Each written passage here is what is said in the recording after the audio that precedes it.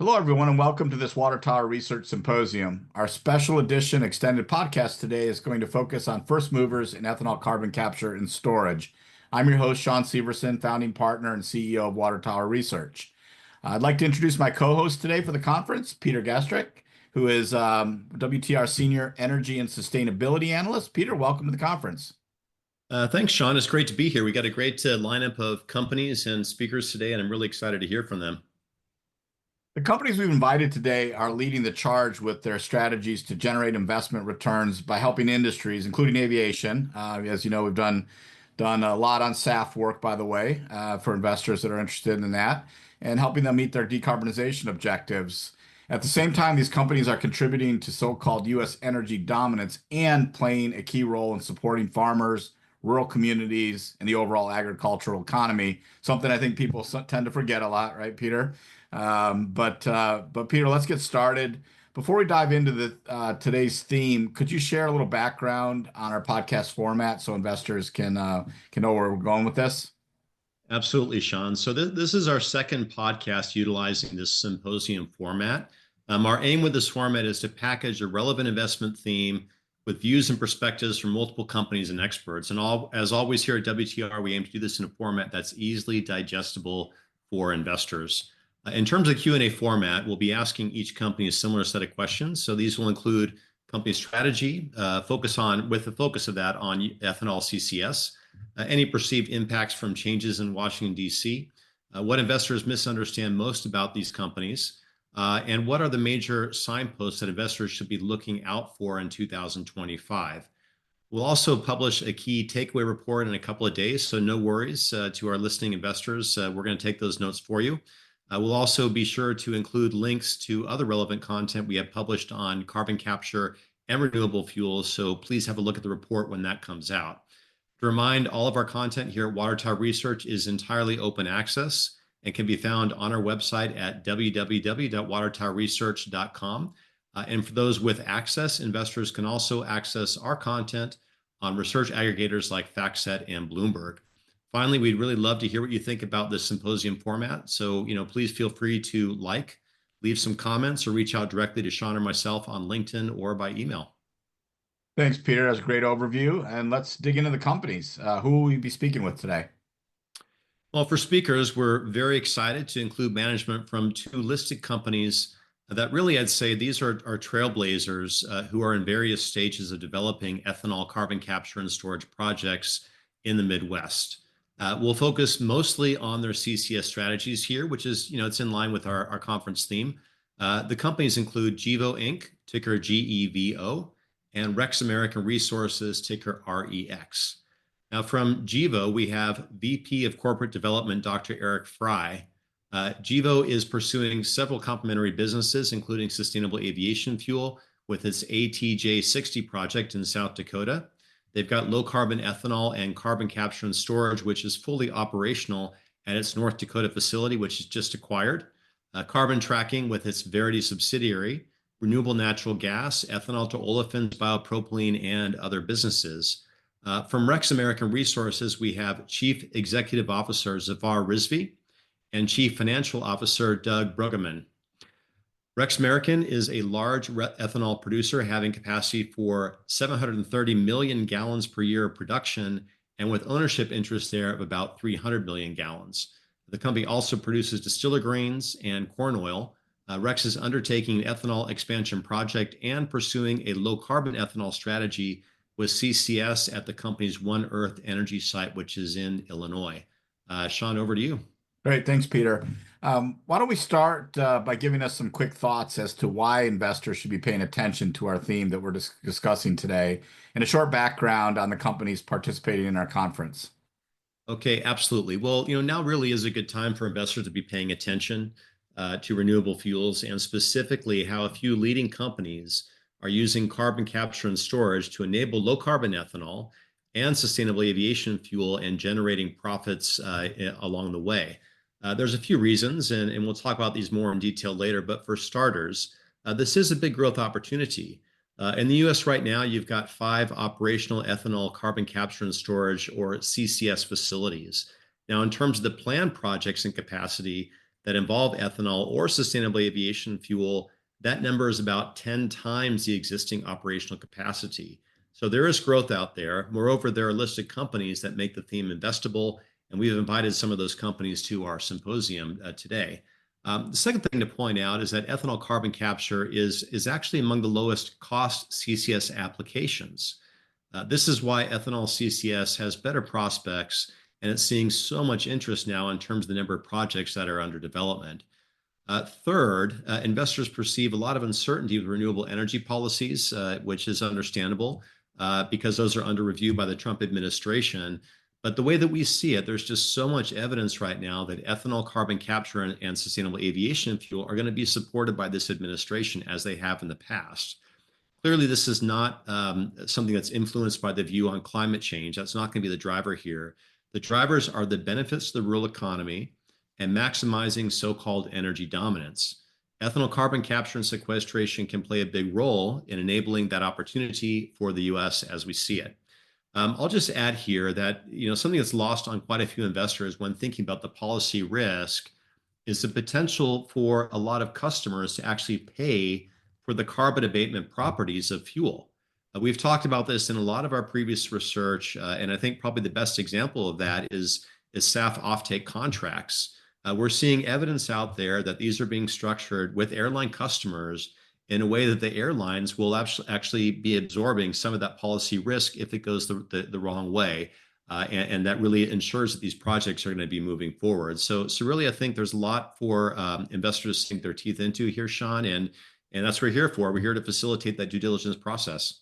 That's some great points, Peter. And I do think it's sometimes misunderstood that this is energy independence, right? And this is supporting, American farmers. And as you mentioned, that gets caught up a lot in policy and sustainability. But really, this is about supporting local farmers in the United States and creating energy independence. So something for investors to think about. It's not in your usual bucket always that people put it into.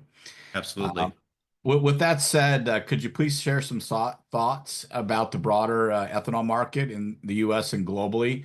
Yeah, as you mentioned, we're already at the mandated 10% blending rate for ethanol in the U.S., which I think we're all familiar with at our local gas station, correct? When you see that on there. But what can drive future growth in ethanol demand, and how is low carbon ethanol in particular and sustainable aviation fuel or SAF part of the picture? Well, as you mentioned, gasoline demand itself is the first place we've always got to look. Given that all the ethanol that's produced is blended into that gasoline pool, but gasoline demand has really not recovered, as we know, to the pre-COVID levels, and will continue to face some uncertainty with that ongoing adoption of electric vehicles and hybrids. However, we could see this impact deferred to a certain extent in the near term, because after all, we do have lower oil prices now, which is something that should theoretically support gasoline demand.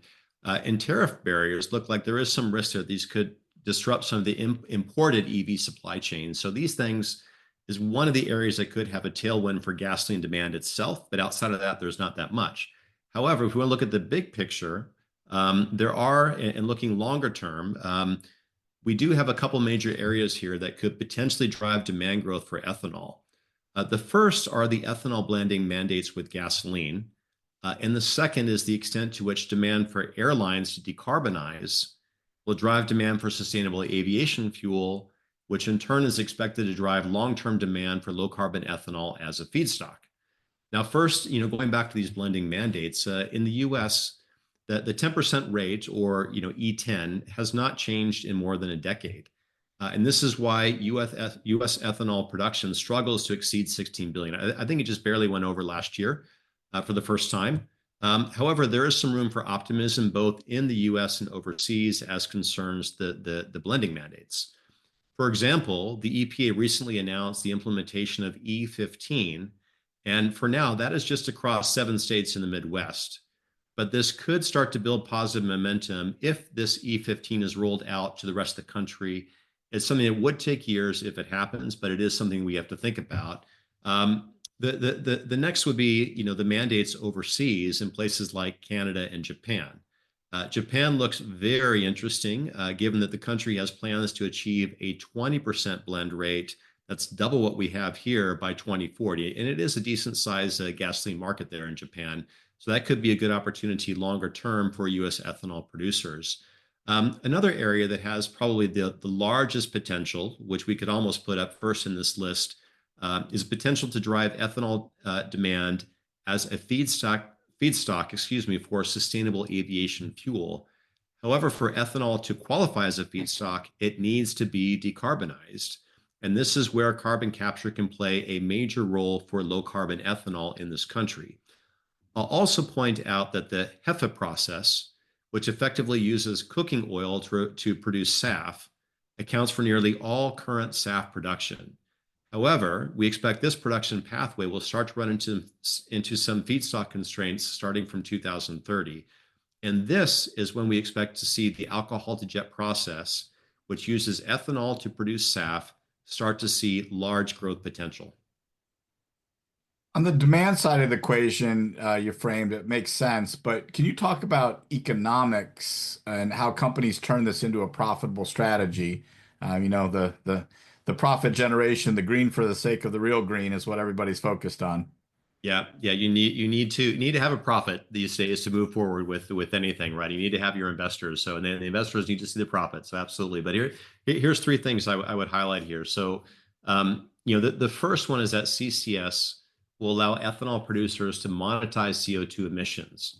So CO2 is really no longer considered a waste stream.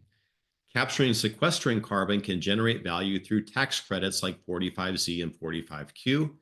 The 45Q carbon credit is particularly durable given that that is a 12-year program.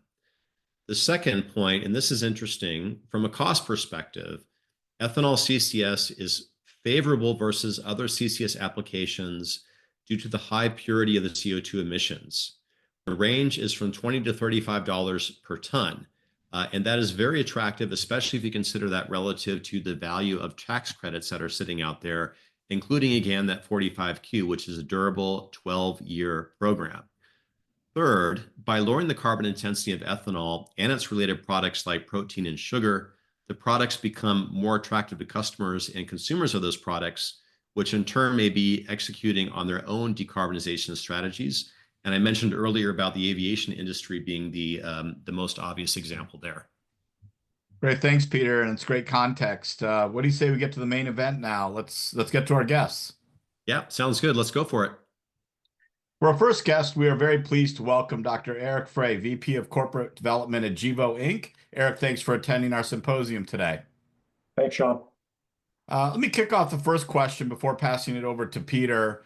Eric, for the benefit of any investors who may not be familiar with Gevo, could you please give us a short background on yourself and a high-level overview of Gevo operations?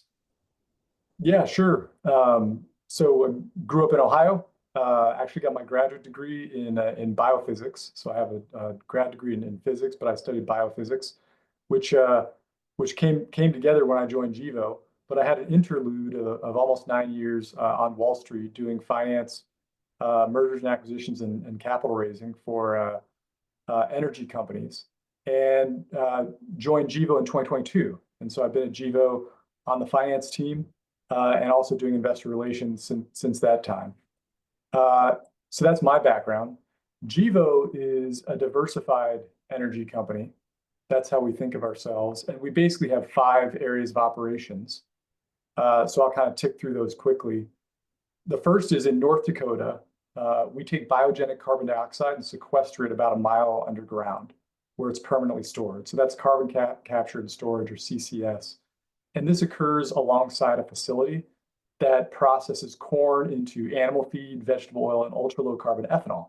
So it's an ethanol facility, but it's got CCS since that makes the ethanol ultra-low carbon intensity.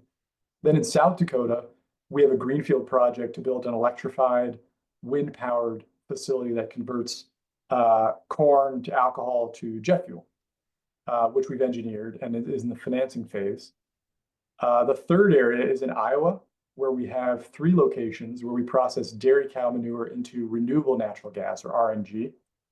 And then the area number 4 of the 5 that I'm ticking through is we have a software startup called Verity, and that provides track and trace software for the agriculture industry to realize value from regenerative ag practices. Those practices have value in the marketplace, but you have to have an audit trail, and we help do that. Finally, number 5, we have a portfolio of more than 300 patents that we continue to expand with technologies like ethanol to olefins, or what we call ETO, with some large industry partners to basically scale up improvements to do things like alcohol to jet and alcohol to olefins. Okay, thanks, Eric. That was a great introduction. So Gevo, as you mentioned, you have a fully operational and integrated ethanol CCS facility in North Dakota. And also, I understand you have potential to hook into the Summit Carbon Pipeline for your South Dakota Sustainable Aviation Fuel plant. Can you please elaborate on how you will use these facilities to enable your carbon capture and sequestration component of your company strategy? Yeah, so all those pieces that I mentioned before, let me come back to the Summit Carbon Pipeline specifically. But high level, all those pieces, each one sounds a little bit different, but they all kind of tie together. And the way they tie together, let me just tick through a couple of these. The first is Verity, track and trace carbon software. Our senior leadership team has made bio-based fuels and chemicals before, prior to Gevo. And in their experience, those end customers, the corporate brand owners, when they buy a sustainable product, they want to know its history and have an audit trail that they can open up anytime and have the assurance that they got what they thought they got. And so that's why we set up Verity, because we knew we would need it. It turns out that other biofuel producers and ag processors want it and need it too. And so it's developed kind of a life of its own. On the renewable natural gas, that has value to us in itself, but it also has strategic value because it gives us captive biogas that we could, if required, haul up to our South Dakota location and use some of that biogas. Remember, that RNG has an ultra low negative carbon intensity. And so even a small volume of that can trim the carbon intensity score of jet fuel if you consume it in the process of making jet fuel. So that biogas is a strategic resource for our alcohol to jet plants, potentially. Then in North Dakota, you mentioned we have CCS there. That's also strategic for us because it's a good location for us to take an existing ethanol plant, an existing CCS, and bolt on, potentially, an alcohol to jet plant to make sustainable aviation fuel. It also gives us control of our own carbon capture resource so that we could potentially rail carbon dioxide from South Dakota to North Dakota. So we have several options to decarbonize. And in our view, that's what's important about this industry. This whole ag to alcohols to fuels industry complex is that it gives you a bunch of cost-effective ways to reduce carbon intensity. And you may use all of them, or you may use some of them. So you may use some of them and get a low carbon fuel. You may use all of them and get a net zero or negative fuel. It all just depends on economics and timing of things. Now, the Summit Carbon Solutions pipeline specifically, that's one option, or really plan A, for us to use carbon capture at the South Dakota location. That location has several of those levers that I mentioned, cost-effective levers to reduce carbon intensity. And CCS is one of those. And plan A is to use that pipeline. Now, the pipeline hasn't been built yet, and it has faced some roadblocks in South Dakota getting permitting. So if it doesn't get permitting, we have other options, or we may accelerate other sites. We're just going to have to see how it goes. But we do need certainty, or I should say we want to see certainty on that pipeline because it will add value to both our plant and, we think, many plants in the Midwest. Okay, thanks, Eric. So I'd like to shift over to the changes that have been underway in Washington over the last few months. Could you please share your views on how the policy environment is evolving and what this means for low carbon fuels and CCS? In addition to the federal level, it'd be interesting to hear what you're seeing sort of on the state level as well, to the extent that that's relevant for Gevo. Yeah, let me start at the state level, because in many ways that's actually the most important. So at the state level, state and regional level, you have states like California, Oregon, Washington, I think now New Mexico, that have low carbon fuel standards. You also have Canada at the federal level, and you have British Columbia at the province level that have low carbon fuel standards or a clean fuel regulation program. So all those things incentivize and reward investment in low carbon fuels. And those are all huge markets. California is a huge market, Canada is a huge market. Remember, the US as a producer of ethanol is an export market of ethanol. So ethanol is sold both locally and it gets railed out to the coast and to other countries like Canada too. So those are really important markets for low carbon fuels. And because in North Dakota we have carbon capture, that ethanol is among the lowest carbon intensity ethanol that's available. It's one of only 2 operating ethanol plants that have carbon capture. And that's really significant. So when you look at the state, and then I should mention too that Minnesota and Illinois have state level SAF tax credits. So they specifically reward sustainable aviation fuel. When you add all this up, there's a lot of local and regional support for low carbon fuel products. And there's global support too. I should mention that the asset that we acquired in North Dakota, it was the first ethanol plant to list voluntary carbon credits on a carbon registry. They listed it on the Pure Earth registry, and they were actually sold. And this is a pioneering effort, and Gevo intends to continue that. What does that do? That gives that ethanol plant in North Dakota access to a global market that wants to not only reduce carbon footprint, but have the assurance that they can audit it and see exactly where it came from. They can go into North Dakota and look at the meter and see how many tons of carbon dioxide were sequestered, that kind of thing. So that's all true before you get to the US federal level. Okay, now let's go to the US federal level. The market has definitely noticed the change in administration and had questions about what that means for a company like ourselves that's focused on sustainability. What I would say is that we're in a bit of a unique situation. If you look at the executive order that was one of the executive orders that was released in January called Declaring a National Energy Emergency, that executive order says that the US needs more biofuels, ethanol, and aviation fuel. And Gevo focuses on biofuels, ethanol, and aviation fuel. So we are consistent with the priorities of the administration. That's number one. Number two, we've seen good support from the administration actually in the Department of Energy for our loan guarantee. We have a $1.6 billion conditional commitment from the Department of Energy for a loan to build the plant in South Dakota that we aim to build. And we've seen good progress on that from our partners at the DOE. We haven't seen an interruption on that side, and we don't expect one. The project has some things that it needs to do to execute, but we don't see actually roadblocks from the administration. And I think that may surprise some folks, but that's the reality that we're seeing. In DC, our view is that there's a tax credit for low carbon ethanol and for SAF called the 45Z tax credit. It's basically an extension of what used to be called the blender's tax credit. And that tax credit has existed for a very long time through multiple different election cycles. Under current law, that credit would expire in the year 2028. We think that it'll likely be extended, but we'll see. We think the least likely scenario is that it doesn't get extended, but like I said, we'll see. The reason we think that is because if you believe in sustainability, it's a good thing.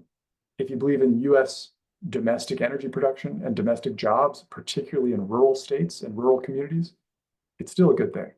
If you believe in US energy security, the US having multiple sources of fungible fuels that can be used in existing infrastructure, it's still a good thing.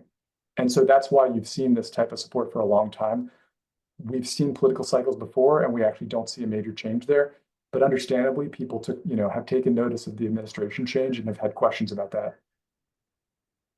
Okay, yeah, it certainly sounds like a win-win all around from what you're saying there. So I'd like you, Eric, to kind of give you a chance to clear the air here, if I may. So when you reflect on recent conversations that you have with analysts and investors, do you come across any common misconceptions or misunderstandings about either your company or about the industry outlook, and how would you respond? Yeah, I think sometimes there's a misconception of Gevo as being a binary bet on the outcome of our Department of Energy loan.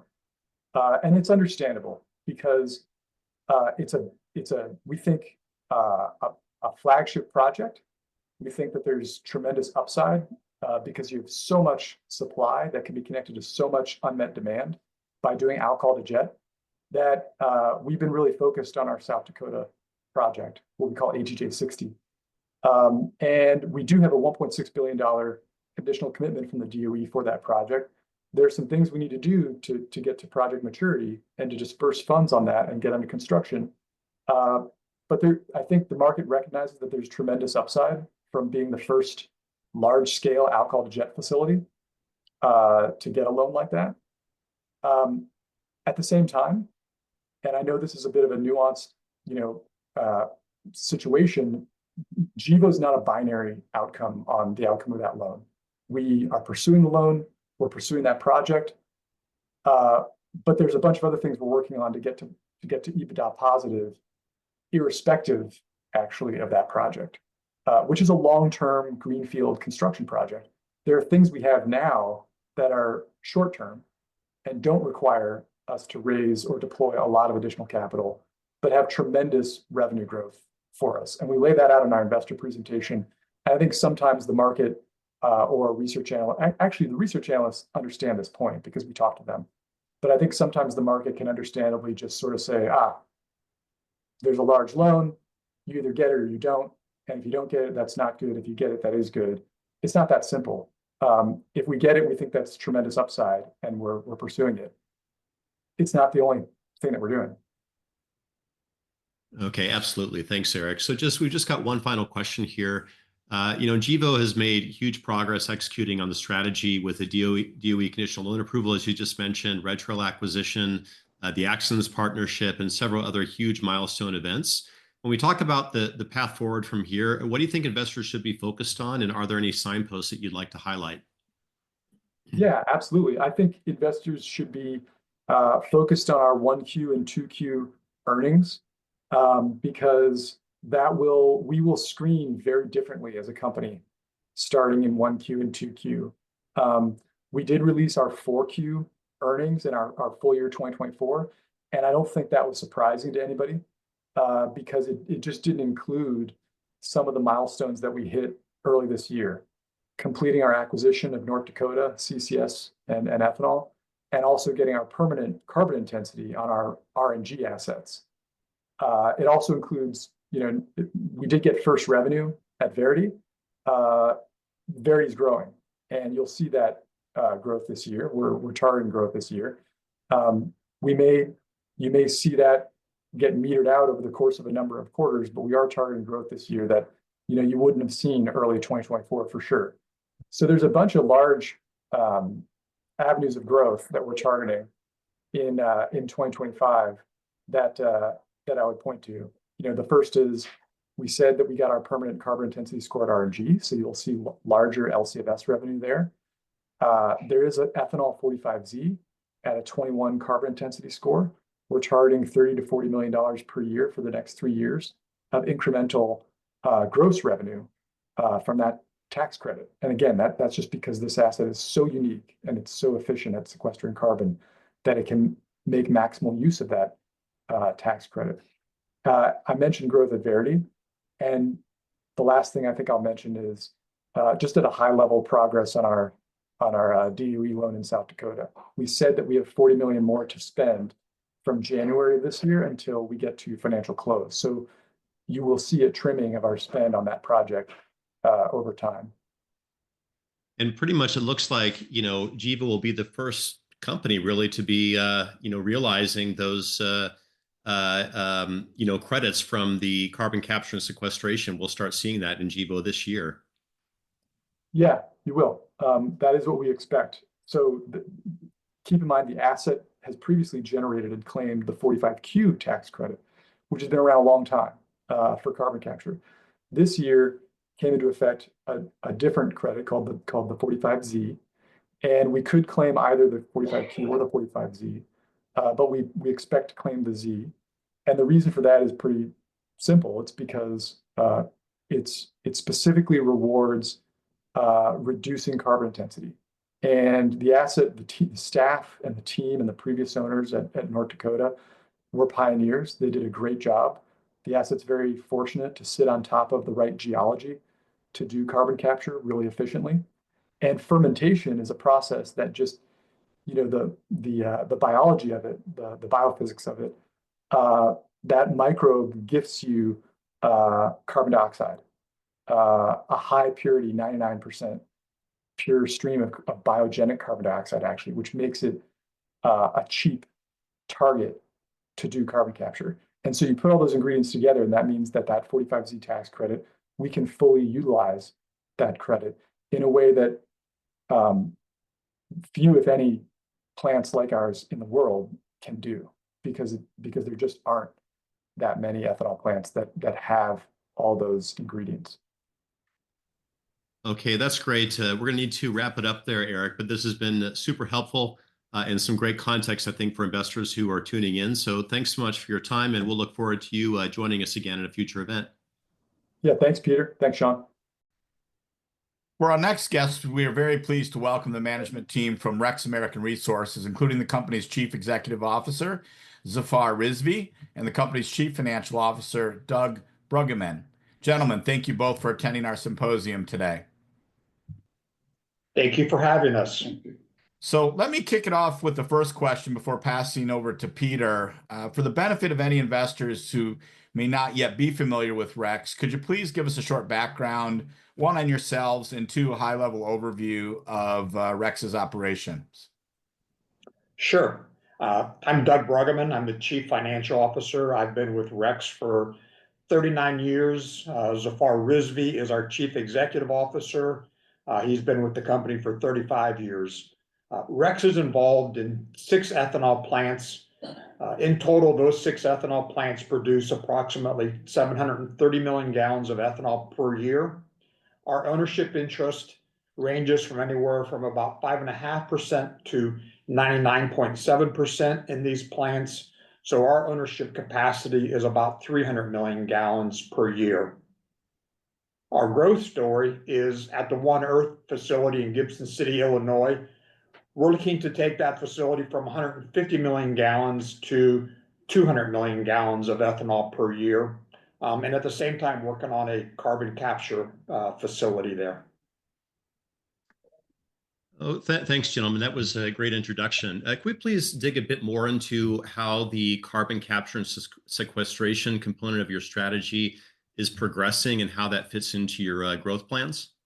Before we talk about carbon sequestration, I would like to give a little bit color about our core business of ethanol. We have a proven record from last 18 quarters, consecutive quarters profitable. And we, as I mentioned during our call, we are expecting that our 19th consecutive quarter will be also profitable, which will be our first quarter of the 2025. So in the past, we used to have 100 million gallon plants, which we expanded from 100 million gallon plants to 150 million gallon plants. As Doug just mentioned, that we are expanding our One Earth Energy plants, that plants from 150 million gallon to be 200 million gallon ethanol facilities that will be.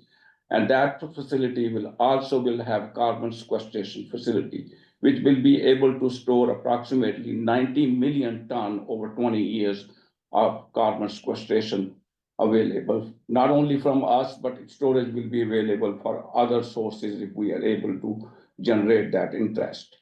So for these expansion, we have allocated approximately $220 to $230 million. Out of that, we already spent approximately $115 million. We have already spent that. So we are expanding these facilities toward looking at the future, because that will reduce our CI score if we are able to successfully achieve our carbon sequestration facility. That will reduce our carbon intensity in ethanol facilities, and that will take us toward the other clean fuel and becomes aviation fuels in the future if we decided to pivot. Then other advantage of this carbon sequestration facility will be we will be able to take advantage of 45Q tax credit. And we will be producing approximately 560,000 ton per year carbon. If you multiply that number with $85, it's approximately $48-49 million a year will be cash available for next 5 years after we successfully able to do the carbon sequestration. That will be benefit to us.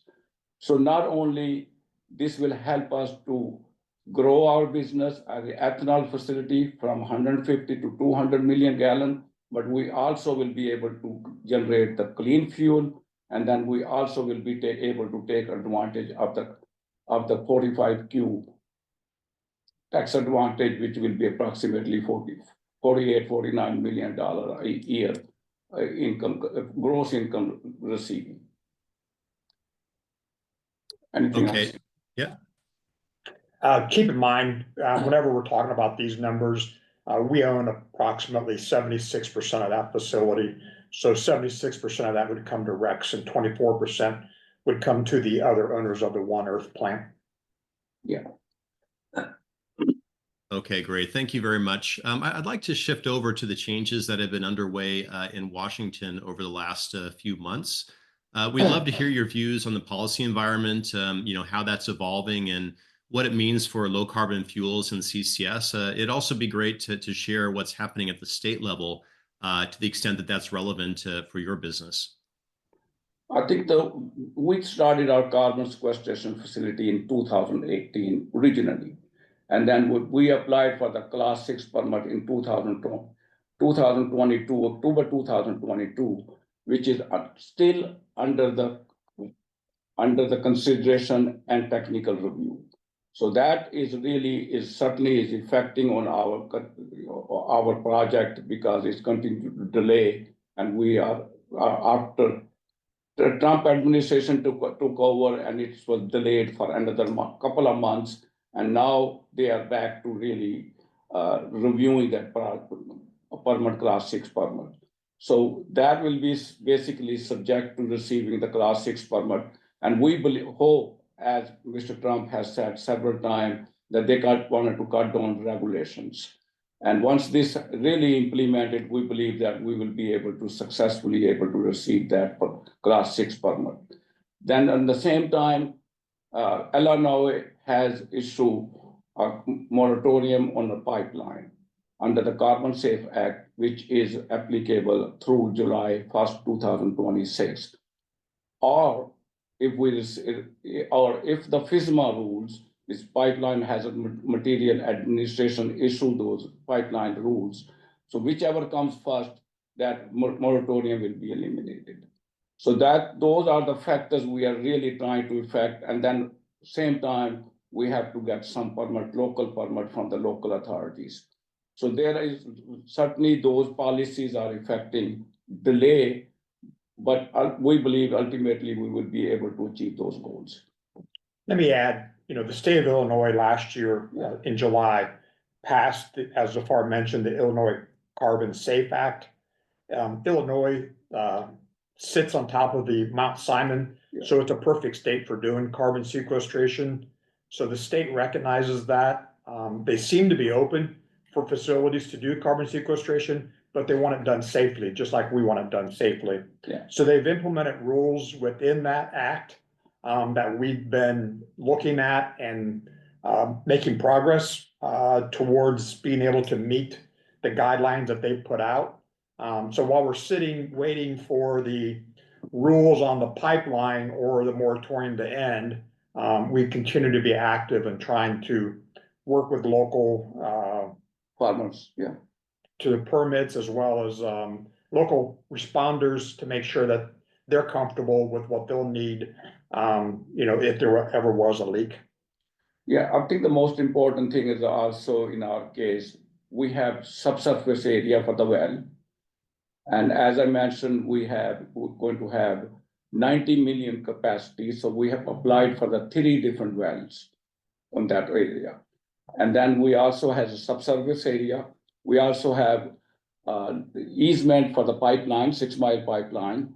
So we certainly no problem for eminent domains or anything else we need to use. But the main problem, our main concern is the delay on federal government and the local government, which is causing the delay for this thing. But meanwhile, we are continue to work on our construction for the 200 million gallon plants, and that will also contribute in the bottom line of the company. And Okay, thank you very much. I'd just like to give you a chance here to clear the air with our listening investors if necessary. So, when you reflect on recent conversations that you've had with analysts and investors, do you come across any common misconceptions or misunderstandings about either your company, your strategy, or about the industry outlook? And if so, how would you like to respond to that? I don't think investors are necessarily giving us credit for our growth potential that we have, both the expansion of the facility. If you increase that by 50 million gallons, that's over 10% growth in our ethanol capacity, our ownership interest. In addition, the carbon capture, because of the delays, we're not getting credit for the potential of that as well. Again, we're making progress, but with the delays, it's stymied the momentum that we had a year ago or so.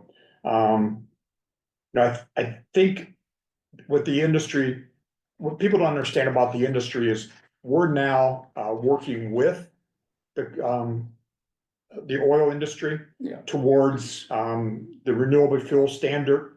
We mutually want to support the renewable fuel standard at this point. They realize that we help them by lowering the environmental impact of using their fuel. And, we're working now together to submit to the EPA what we think the renewable fuel standard should be going forward. Historically, we were on opposite sides of that, but now we're working together to work against, we realize our common enemy is electric vehicles at this point. So, we're working, the corn industry, the farmers are working with the oil industry. They're two very strong constituents working together at this point. Yeah, I think one thing more I will add that we are really expanding our facilities and carbon sequestration facilities, internal cash flow. We're not going out there to borrow money. We are making sure that we have enough cash, which we can organically grow.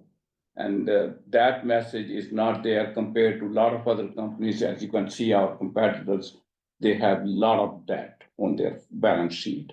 We are debt-free, and we have a cash to grow and not to really wait. Once we decide to proceed with one of the project or others, we can easily grow as we really see fit. We don't want to acquire companies or other things just for be a very large company or big companies.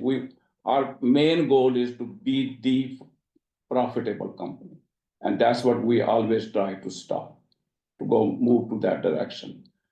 And also, I think our business is not just only ethanol, as we are moving to the carbon sequestration fuel, and we are looking towards the future.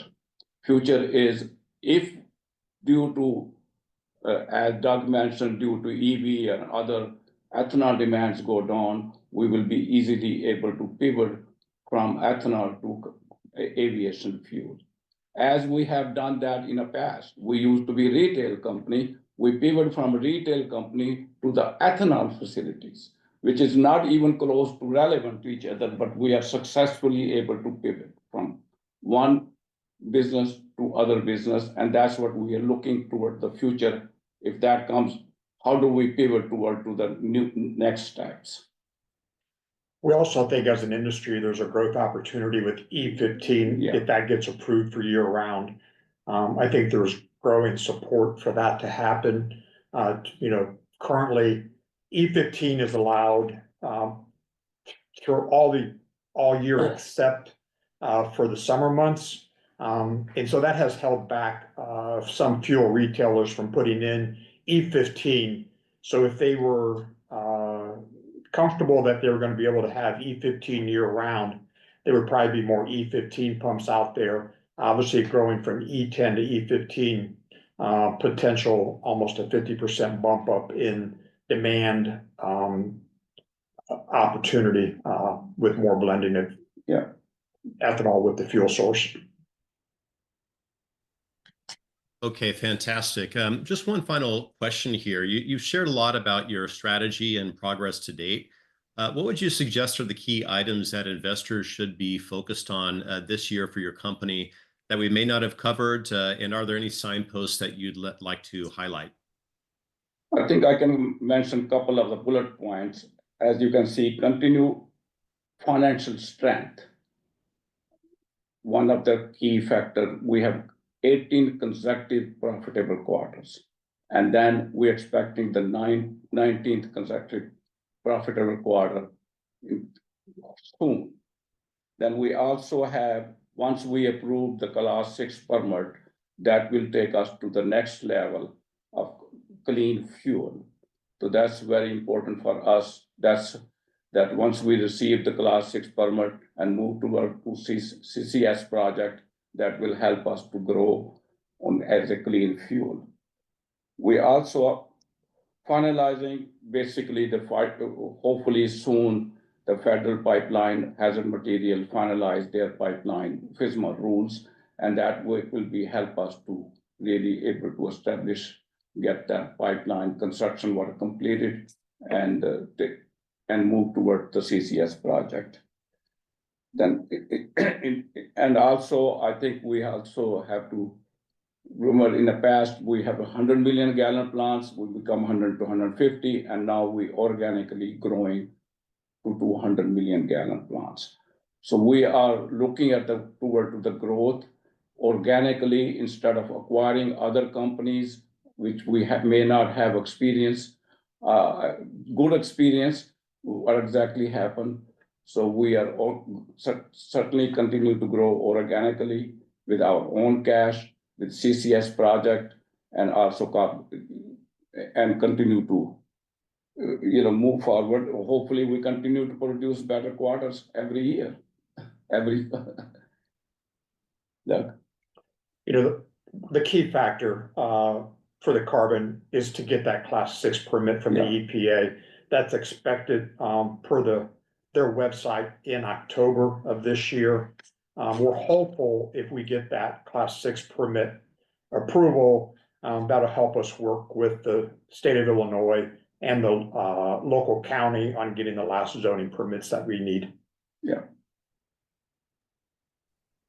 Okay, so we need to wrap it up there. I'm afraid we're running out of time, but this has been great and super helpful, I think, for the investors who are tuning in so far. And Doug, thank you so much for your time. We hope that you can join us for a future event.